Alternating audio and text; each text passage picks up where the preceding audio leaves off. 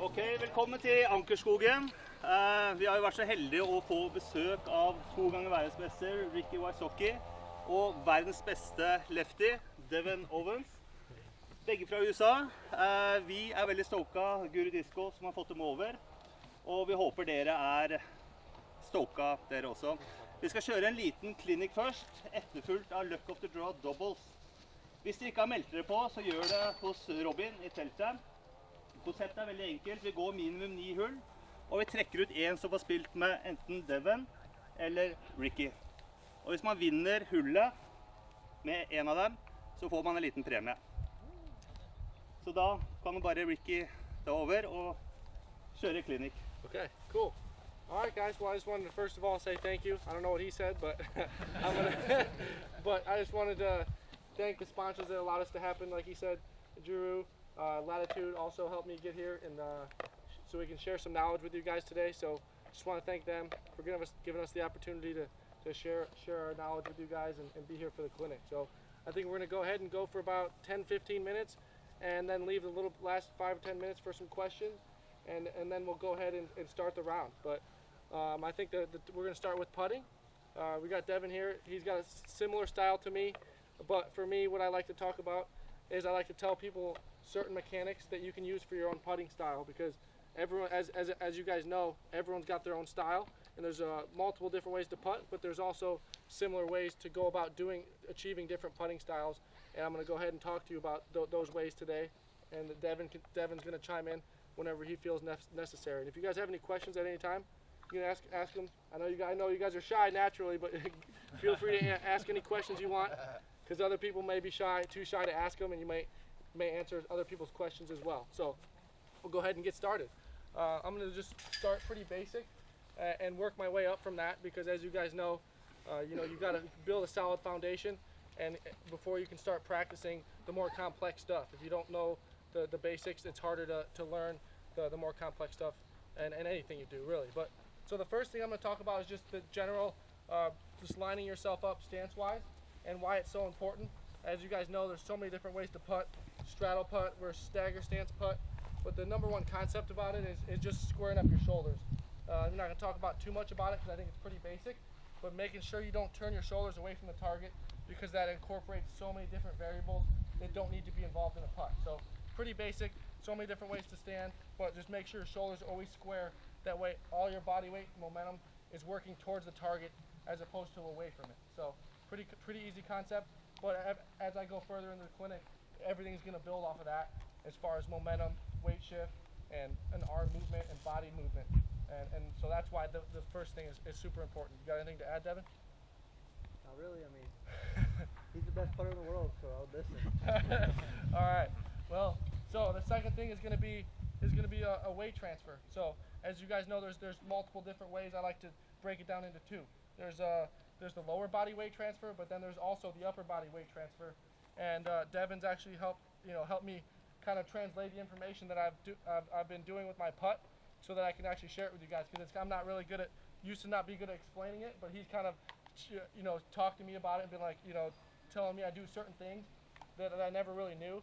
But then I can kind of talk to you guys about certain things, because he's opened my eyes to some things I do that allow me to achieve my putting style. So the first thing is going to be just getting my weight back. So if I get my stance, lining up my shoulders to the target as I would right here, the first thing I'm going to do is put my weight back. And as you guys know, I'm kind of like a high to low putter, but it doesn't matter if you're a straight at spin putter, high to low putter, that whatever that is your own style. It doesn't really make a difference. The weight transfer is still going to be the same. You still want to make sure to get the weight back from back to forward, and that's what I call the lower body weight transfer. You're going from basically the back foot to your front foot. You see a lot of people putt and they never really do anything. If they just do like that, from here, yeah, you're right next to the basket, but as soon as you go further, that's the number one question I get, is how do you increase your range? And you don't increase your range by spinning your wrist or doing this or that. You increase your range by using your lower body as just as much as you are your wrist as well. So you want to make sure that all your body parts are working together in rhythm and timing. So the first thing is going to be, like I said, the weight shift like this. If I'm putting and you watch me putt here in a second, I'll do a couple putts after I talk about everything. So then you can see that I'm not just talking about it. I'm doing all the little things that as soon as I set up to my putt. I do the stance, I do my weight shift. Like I end like this almost every time. If I putt, I'm almost up on my toes. If you're standing flat-footed, you're not really incorporating all your body parts. Yeah, you might make the putt, but you're not going to have as much consistency from the different long range because you're isolating, say, your arm or your wrist to get that power, as opposed to using your whole body and getting the pop off your back leg. So if you're standing, the huge difference between the two is like I showed you. It's kind of standing there. Of course, you can always do that, and I see my front foot never really came off the ground. And you don't need to, but the further you go away, you have to, in order to achieve the putt that you need, if it's 10, 15, 20 meters, you can't just stand flat-footed and putt. You'll never get enough power, and that's where a lot of people, the first question at times is how do you increase your range, and it's by using your lower body. So, and then you expand. I've been watching Ricky putt for a long time. Like, one of my biggest wins, I beat Ricky when he was just getting into the game. And he putted nothing like he's putting now. And like, what I've watched over the years in his putt develop, what he's talking about is momentum shift back. He puts roughly his putt farther to the right to get the putt to fall in there, because most people try to line up and they putt directly on the target, and that's not where the frisbee's going to end. The frisbee's going to end falling to the left for righty. So he's just aiming higher and farther out to the right to get that putt to go in from farther distances. I mean, wouldn't you agree with that? Yeah, he makes a great point, because as you guys know, everyone has their own style and everyone has their own natural release. Some people's natural release may be slightly anhyzer, where it's going to finish left to right by the time it gets to the basket. Like Devin said, some people have a natural hyzer. So if you have a natural hyzer putt, you're not going to be aiming at the dead center of the pole. You're back here by where this guy in the white shirt is, because by the time you get to the basket, you're going to hyzer way off over to the left of the basket, and vice versa. If you're a left to right putter, you're going to finish to the right of the basket the further you are away from the basket. So a lot of people also ask, like, where's my aiming point? And they're like, oh yeah, you're aiming right at a chain link or anything like that. It's like, no, I know my release point and I know exactly where I need to putt the disc. I don't even have to look at the target. I can tell you exactly where my putt's going to release and where it's going to finish by the time it gets to the basket. You know, if I'm by Devin, I'm going to release pretty much just right in the middle of the basket because it's so close. But as soon as I go further away, like I said, back by that guy in the white shirt, I'm going to be aiming up here because I have a natural tendency to drop and go left. So that's not just me. If you guys have the same goes for someone else. If you have a straight at it putt and you know your putt's just going to drop, you're not going to be aiming at the middle, because by the time in the basket you'll be down here. So your release point should be up here because you know your putter naturally drops. As it's obvious with gravity, it's going to drop. So your aiming point should be a little high if you have a little bit of a drop by the time you get that far away. And vice versa. If Devin's putting, he plays a natural hyzer, so he's going to aim a little bit out here by the time he gets 10, 15, 20 meters away. So that's the question I get a lot of the time is, do you aim at a chain link or do you aim at, aim outside of the basket? And it's just, you got to find what release point you have and what can play your natural tendency, if it's flat or if it's left to right or whatever it is. Make sure you play it and make it consistent with your release point. You want your release point to match where you want to start the disc, and you want to make sure it finishes in the basket. Obviously, that's the goal. And you want to just play the natural, consistent motion that you naturally have, just like a throw. Everyone's the same as a throw. Some people are natural hyzer flip throwers, and some people are, natural anhyzer release throwers. And it's just whatever you feel confident with. And of course, sometimes you don't have the luxury to do your natural putt if there's trees in the way and vice versa. But if you're just in a wide open field like we are now, putting, then that's the best way to translate the information and where I'm aiming and how I'm setting up my body to where I want to achieve the putt, especially from longer range. So I'll kind of expand a little bit on what we were talking about. I'll talk about upper body a little bit more. Do you have anything to add so far about that? I'll kind of explain one of your putting and what's going on. All right. Like another good thing that Ricky does is when he putts, he always finishes with his hand out like that. And the way that I best can explain that, how to do that, is for the men, like, pretend you're like reaching out to shake hands with the basket. Like, you don't want to just give it like a little soft handshake. You want to like give it a full handshake and reach out for it. And that's how you get your hand to open up at the target. And like, that's what I've been using for a while. And I've been traveling with Ricky for like the last month, and I've honestly tried to like watch him and kind of mimic him as best I can. And that's how he's kind of explained, like, everyone's different. You just can't reinvent the wheel. So it's like you pick somebody that you really enjoy watching them play, and you try to mimic what they're doing the best you can. You don't have to be perfect. or look exactly like him, because it's going to be nearly impossible to look just like somebody else. It's like, just give it your best run and see what you can do with it, and if it doesn't work out for you, pick another player. So, I mean, Yeah. Yeah, and I think that, you can take a little bit from everyone. Everyone's got their own way of doing something, and some people, and so if you take certain things from different players and incorporate it in your game, you'll actually see a lot of similarities. As much as we are different, there's a lot of similar things that we're doing, and like I'm telling you, with the weight transfer and the aiming point, you'll see it with a lot of players. It may look like we're aiming at the dead center of the basket because that's where we hit a lot, but we just naturally know where our putter's going to go the further we go back. So I'll go ahead and talk about maybe 5 more minutes about a little bit more, couple more things, and then we'll leave the last couple minutes for some questions if you guys have any questions about anything putting wise, and then we'll go ahead and get started with the round.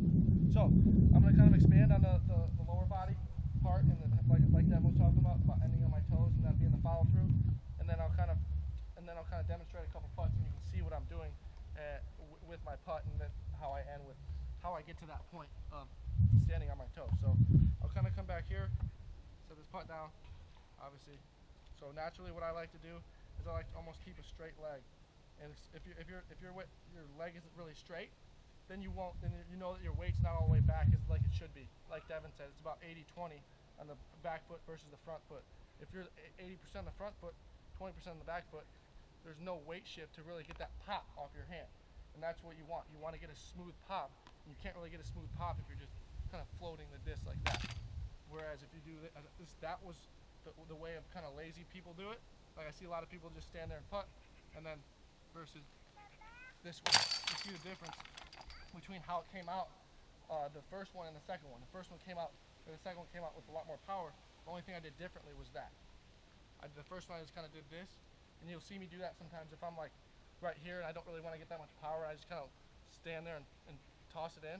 But as soon as I get farther and farther back, I really have to get that weight shifting up on my toes. So I got too much. See, like my miss, basically, if I'm popping too much, like I was trying to show you guys and exaggerate it. So that's why I missed high, because I was really trying to get up on my toes and almost like jump. So if you notice, a lot of times when I'm far away, I'm like almost jumping in the air. It's like a jump putt without jumping almost. I'm not jumping forward, I'm jumping up to get the leverage. and from shorter distances, you kind of don't want to get the whole entire body into it, because a lot of moving objects from a short distance is just going to be inconsistent. Like from here, it's really just use the arm and pop it forward. Like you don't need that momentum build up like he's telling you about. So it's really like once you get around circle's edge, or a couple meters inside circle's edge, you really need to start getting the momentum forward, and that just makes it more consistent. Get the consistent power every time. And like we said, it's like you don't want to load up 100% on your back foot, because that's just too much momentum forward, and it's just not very consistent, because it's really difficult to shift it forward. And that's why you need that 20% or whatever you feel comfortable in between of that area to get that consistency. Because it's all about consistency. Like if you watch this, like I'm sure you guys watch Ricky a lot, he's not like some miracle maker. He's not making like 500-foot birdies every time. He doesn't hit like first available off the tee, and when he does throw a bad drive, he's really good at scrambling and making that putt. And it comes down to it, putting is the number one thing that makes you money. It's like he is one of the best putters in the game. Him and Paul have been battling out. It's like Paul started, like when I first came around, I've been playing a little bit longer than him. Like it was all about making putts inside the circle. Ricky comes along, and now he's making 3 or 4 meters outside circle's edge, and he's like completely changed the game. And like now the players that are coming up the putting is like unbelievable. Like that's where it all is, and that's why we're kind of giving this clinic about putting and not really worrying about much else, because it's all about putting right now in the game. So yeah, I guess how much time do we got, Lars? Do we have some more time to expand, or do you want us to ask questions and give it like 5-10 more minutes? Yeah, whatever falls natural for you guys. Okay. Yeah. You can take your time. Cool. Well, yeah, let's go. If you guys have some questions, we'll go ahead and answer a couple questions. Don't be shy. If you have any questions that apply to you, it could help other people out as well. So, if you have any questions, raise your doesn't hand. have to be just for putting. No questions? You guys are too shy? Alright, come on. Alright, pick somebody. Lars, ask a question. What's your question that comes to mind? Nothing? How much training do you need to Okay. put in to get this so good? at putting as you Yeah. are. So I think that to really establish a good routine when you're putting, I think, you know, you don't want to go too much and burn yourself out daily, but I think anywhere from 30 to 40 minutes a day is plenty. As long as you're, like if it's windy like right now, go all around the basket. I see a lot of people that they'll go putt and they'll go to whatever wind they like. If they're a tailwind putter that they prefer, they'll go take 30 minutes of tailwind putt. But it's like, you don't really learn anything. You're just practicing your strength.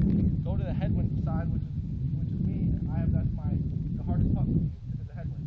And it may be the opposite for Casper here if he's a different type of putter, but it's all, you know, everyone's different. So go all around the basket with the wind, go to all different distances and that'll increase your comfort zone as far not just the wind but also the distances. You know, if you're comfortable from 20 feet, go to 40 feet and go outside of your comfort zone and practice that until you can dial in you know, and you're not going to make them all. And you know, you'll see me practice sometimes and I go to 20 meters away, but that doesn't mean I plan, you know, just because I miss doesn't mean it's a bad thing. I'm dialing in my release, and so sometimes you have to miss to increase your zone, your comfort zone. Just stand at 20 feet, you're never going to increase and get better. So that's the number one thing I can say about practicing and training is just go outside your comfort zone, and it's going to take a lot longer to feel comfortable from obviously 10, 15, 20 meters, but that you can work your way in as opposed to the other way around. So, you know, I see a lot of people like start right next to the basket, and yeah, you know you're going to make those to boost your confidence, but I almost do the opposite. I start far away and work my way in, and it actually feels easier that way. And of course, for the everyday player, you're not going to go to 20 meters and start putting. You kind of have to work your way through it, but maybe start at 10 instead of like 5, and go from 10 meters to in instead of vice versa. So try different routines like that, and it'll really increase your comfort zone and your strength as far as the wind and distances as well. And I also recommend like resetting every time. Don't just stand in one spot with a bunch of putters and just sit there and go, you know, just make them. Like, make one, step back, reset into a routine, and go through it over and over, because that gets you more consistent of going through your routine, because that's how tournament play is. It's putt, drive, throw an upshot, then putt. It's not just putt, putt, putt, putt, putt, and then you just sit there and get in this rhythm that's not going to happen in a tournament play. So, I got a What do question. you have to focus on to get a consistent straight release towards the basket? Besides It's all in the momentum. shaking What hands. he's saying. Because my Yeah. putt often is the right height, Yeah. but it's sometimes misses a little bit right or a little bit left. That goes into the whole shoulder lineup that he talked about. Yeah, I mean, you see a lot of people it's the shoulder. You'll see it like turn like slightly this way or that way, and that's just going to naturally cause you to try and putt across your body just slightly. So just a little bit of shoulder turn, like I'll show you. Like I see a lot of this. Like this looks like it's square, but it's actually pointing at that soccer goal right now. So now when I gotta putt straight, I gotta putt to the right, like that, as opposed to just slightly moving everything. And now if you look how stern and like confident my stance is because everything is going in this direction. So I stand here, I'm putting, I know my putt's gonna go right at the middle of the basket. There's no other choice for it to go. Like it may miss high or low, and that's one variable that is, of course, is always going to be a variable. But my variable is almost, and of course, it depends how far you are. But if I'm inside 10, 12 meters, very rarely do I miss left and right. It's more of a high and low release because I know I'm confident in my stance, I'm confident in my lineup. I know everything is going this way, and I know that it's just a high or low thing, and that's something that comes with feel and practice, distance-wise. So that's some of the stuff that Line up. Like when he lines up, his right foot is on the right side of the basket. His left foot is left side of the target. His entire momentum is like painting the pole up and down, so it's not going to pull left or right. He's only going to miss high or left. Like that's how he's able to go for those 60-foot death putts with OB all behind him. Because he's not worried about missing left and right because he's so squared up. He's going to hit high or low. It's only on him if he airs it over the top or just hits the bottom of the pole. So there's no like he's not worried about missing left or right. Like people that aren't squared up correctly, they're nervous because they've missed left and right so many times. It's not even worth going for it. because and it doesn't mean they're wrong. Their stroke is wrong, like Devin's saying. It's just because they're naturally like centimeters or whatever you want to call it, this far just to the left or to the right, and that causes you to putt across the body, and it's inconsistent. Sometimes you putt left, sometimes you put the next day you come over and you putt right to try and compensate for it. There should be no compensating. You just set up, everything works together. My arm swings back to forward, my shoulders are forward.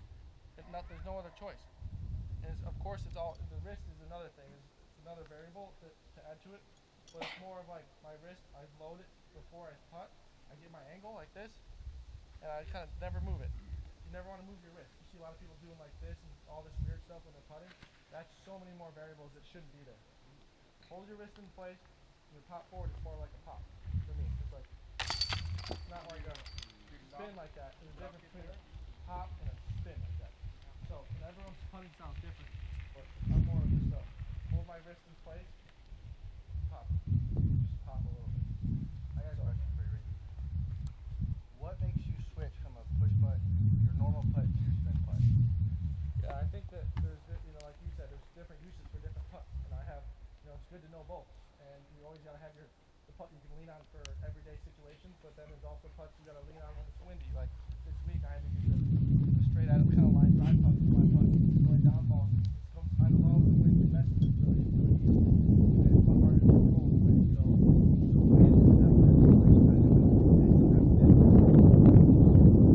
there's times to where I have to putt the line drive, and it's more like a spin putt, and they're all the same concept. I'm coming here, I know that if I'm coming back to forward, everything's coming through towards the pole. But as soon as I release here and pull left and right, that's when I'm going to miss left and right. So it's the same concept. Come here, so I missed low, but everything was coming forward and everything was centered towards the basket. I'm just not as confident with my spin putt. I don't normally do it from this short of range. It's normally like 10 meters and out, unless it's really windy. So it's good to have both in all different scenarios, but a lot of the concepts I'm doing are the same. It's just my angle of release is coming flat as opposed to coming down to up. So that's the biggest difference, really. Any more questions? Or we have to ask our own questions? No? All right, I think that's Ricky. Yeah. that's probably. What are you thinking before you're putting? So for me, what's up? Yeah. How much money am I gonna make with this putt? Okay. No. So for me, like when I go to a practice basket and I'm like before a round or something, I always tell myself there's gonna be like 2 or 3 things I want to do. Like whether it's like arm swing, like tempo of my arm swing. So if I step up to a putt in a tournament or practice putting in a practice basket before a round, I go, all right, I'm gonna remember to do 2 or 3 things. You don't want to do. You step up to your putt and you say, all right, I want to make sure my arm swing is slow to fast at the end. So that's all I'm gonna do the whole tournament is just make sure 2 or 3 things like that. Slow arm swing, and then push off. So gradual, faster. Yeah, gradual to slow motion to fast. So I know that the whole tournament I'm gonna line up. I'm gonna think about going from slow motion to fast, and that's gonna give me confidence because I know, all right, I know my routine. That's all set and done. You should never be thinking about your routine. It should be natural. You step up to the putt and you say, all right, step up here, take a couple pump fakes to get your timing right, and then all I know I'm gonna do slow to fast and pop up with my back feet. So 2 things, 2, 3 things. You don't want to think about put my foot like this, do my weight like this, weight back, shoulders up, this and that. Step up, get your routine should already be in. Think about 2 or 3 things, and that should be enough to give you the confidence to say, all right, if I do these 2 or 3 things, I'm probably gonna make a lot of the putt. So, not bombard yourself by overthinking. That's the #1 mistake. Think about all your practice should be done before the tournament.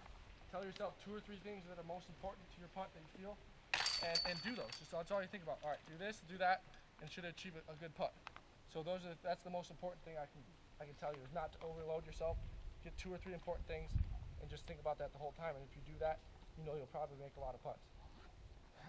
And then going on to another more advanced thing, there's 2 different ways of putting. Like when I asked him about his spin putt, if you notice, Ricky is going like this, spinning the wrist like this. When he's push putting, it's more of a swoop and using his fingertips to push it. That's how he gets the nose down, momentum forward. He's using his fingertips to push the putter. He's not using like an open wrist. Exactly. Pushing the fingers under, basically like pushing the disc like this. We kind of call it table topping because I'm going like under. If there's like a table right here, I'm going under this table and like over the next one. So it's like under this and over that one. So it's like just kind of pushing my fingers underneath the table and back up to get the distance. And I came from a really windy state as Oklahoma. I always have probably I don't know how you got what is it, meters per second, right? Let's see here, Windy. windy, yeah, really windy. It's like 30 miles an It's hour. like the right? most windy state. So, like, when I first came out on tour, it was more of like this. That kind of motion. But then, once I missed a couple times and I had that comebacker, I said no. I'd rather miss like that and it'd be right there, or when I miss completely, it'd just be like Instead of like this. not 25. Like that.